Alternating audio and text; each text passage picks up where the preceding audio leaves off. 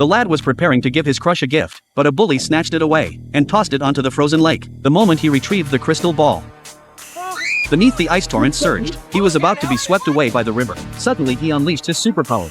Teleporting straight to the school library, puzzled Jack headed home. His alcoholic father was about to berate him. Just as the door burst open, Jack teleported back to the library.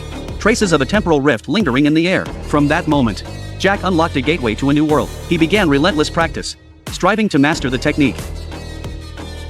Eventually, wherever his gaze fell, he could reach instantly. One day, flipping through a travel guide, he recalled the skyscraper his mother had taken him to. Suddenly the room began to shake. In an instant he materialized atop the skyscraper. Places from his memories could now be reached instantly. His father drank, and his mother had vanished after the divorce. Jack resolved to leave this sorrowful home and bid farewell to his first love. After renting a small room in New York, his meager savings dwindled to almost nothing. With nowhere else to turn, Jack arrived at a certain place, whispering to himself, under the pretext of using the lavatory.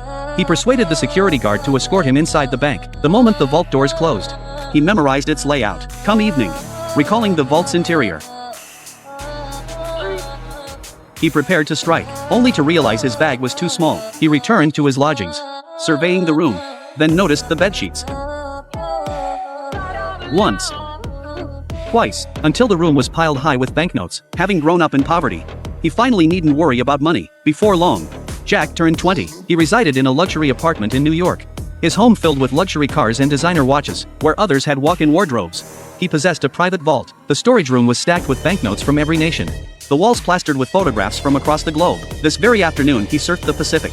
By evening he sipped afternoon tea at Egypt's pyramids. Yet as Jack reveled in life's successes, eyes were fixed upon him. That day, Jack returned to his hometown, seeking out a classmate he'd once secretly admired. He learned she worked as a barmaid, her life far from prosperous. Jack recalled her dream of traveling the world, and Gina remembered the crystal ball he'd given her. The atmosphere grew increasingly intimate. Yet when Jack returned home, something felt amiss. Sure enough, the director of space-time management was already waiting for him. Seeing the situation turn sour, Jack attempted to flee. The director drew his stun baton. The high-voltage current scrambled his brain, rendering teleportation impossible. At that moment, the director fired his deadliest cable, but Jack's will was iron, dragged the cable into the vault, and severed it with pliers to escape. Jack realized his family was in peril. Rushing home, he found his father collapsed on the floor. Cradling his father, he teleported to the hospital. Yet his father had ceased breathing. As he rushed to warn Gina, a temporal rift appeared. A cable suddenly snatched Gina away. Jack charged straight in,